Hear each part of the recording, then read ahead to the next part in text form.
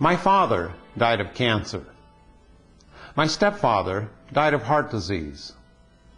My mother has severe osteoporosis. My sister-in-law is diabetic. A friend of mine was just diagnosed with breast cancer.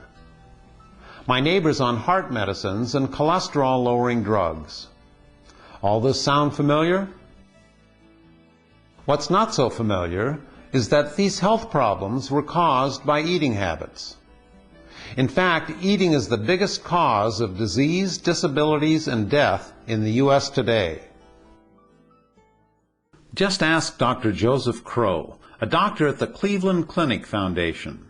Dr. Crow had no family history of heart disease. He was fit, did not smoke, and had a total cholesterol of just 156 when he suddenly experienced a heart attack at the age of 44.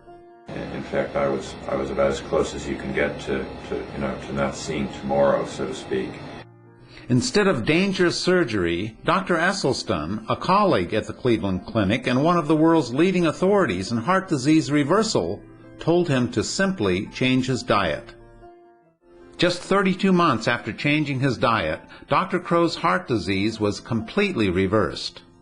This picture shows the diseased, shriveled artery on the left and his healed artery on the right.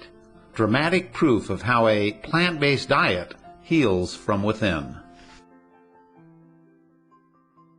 Dr. Neil Pinckney knows something about clogged arteries. His father died of heart disease at the age of 59. At the age of 58, Dr. Pinckney almost met the same fate when he discovered that his main coronary artery was 100% blocked and the other two were 90 and 85% blocked. My angina, the pain that was so severe, within 2 weeks it was almost all gone. Within 2 months it was completely gone, and I started walking up. I couldn't walk 200 feet without severe pain and have to sit down. And just 3 months later, I was walking 2 miles up a steep hill with no pain. 7 months after I started this program, I finished in the middle of the pack of an 8.2 mile Great Aloha Run, and I had never run a race before in my life.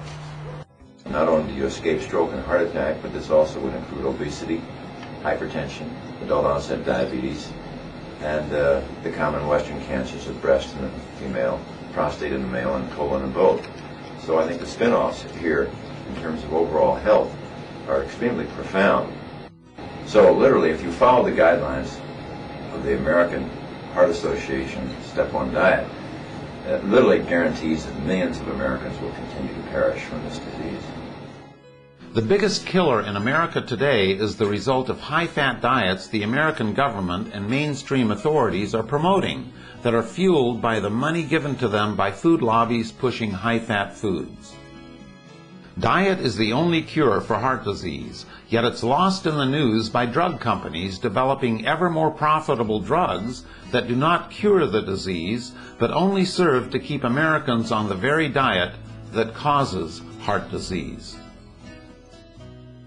The war on cancer has not only been ineffective, but the search for a so-called cure has been totally misguided. Now close your blinds, turn down the volume, and make sure no one else is watching, because I'm about to let you in on a dirty little secret. Ready? It can't be cancer. I'm too healthy. I'm a marathoner, for God's sake. I can't have cancer. This lump is something else.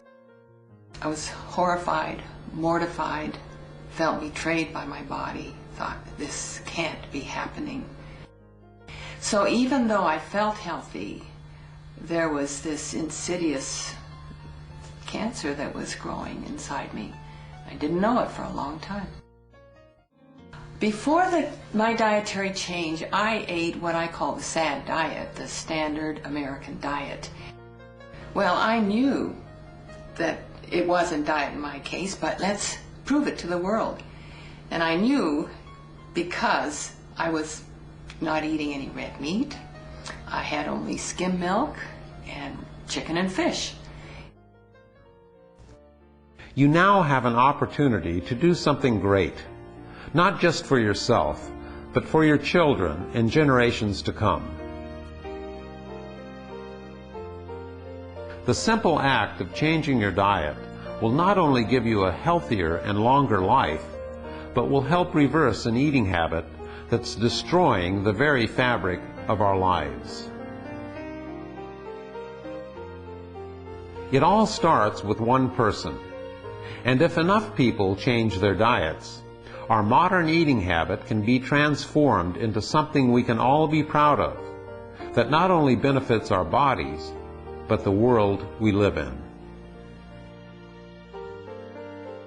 Thank you for joining me today.